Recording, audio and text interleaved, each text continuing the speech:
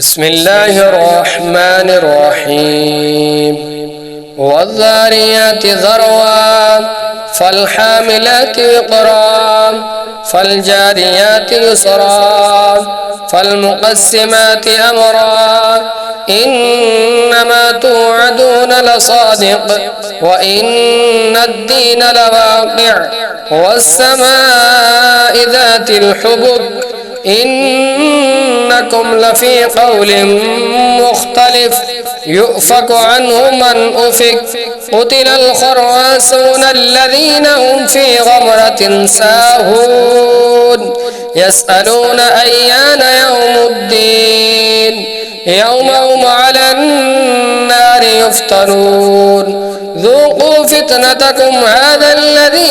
كنتم به تستعجلون إن المتقين في جنات وعيون آخذين ما آتاهم ربهم إنهم كانوا قبل ذلك محسنين كانوا قليلا من الليل ما يهجعون وبالأسحار هم يستغفرون وفي أموالهم حق للسائل والمحروم وفي الأرض آيات للموقنين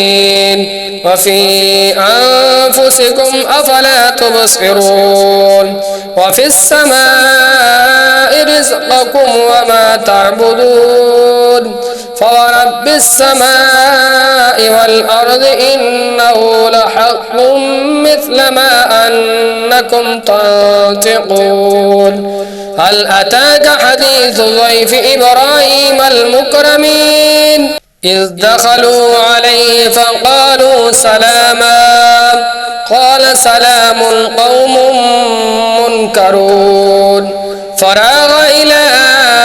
أهله فجاء بعجل سمين فقربه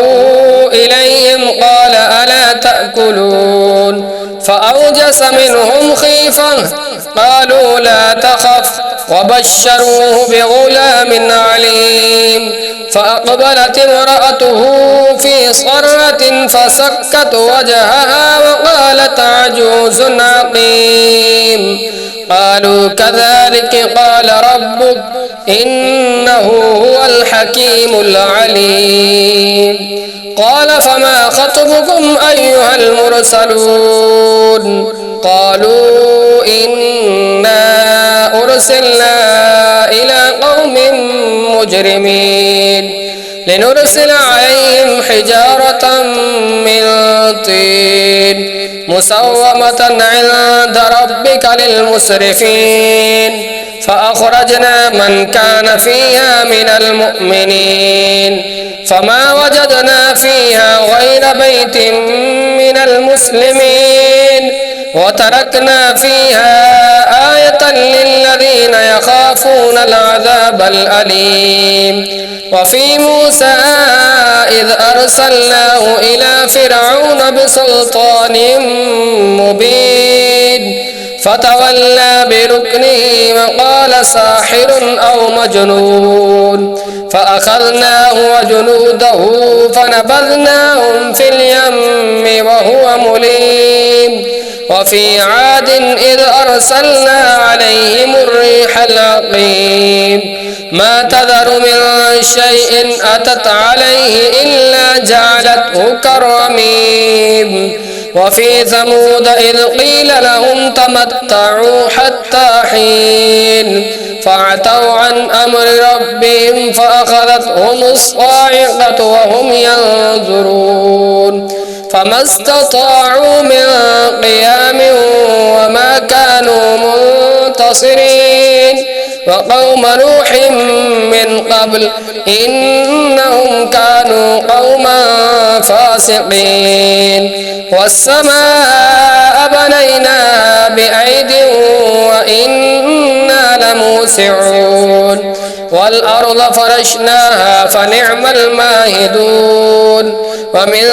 كل شيء خلقنا زوجين لعلكم تذكرون ففروا إلى الله إني لكم منه نذير مبين ولا تجعلوا مع الله إلها آخر إني لكم منه نذير مبين كذلك ما أتى الذين من قبلهم من رسول إلا قالوا ساحر أو مجنون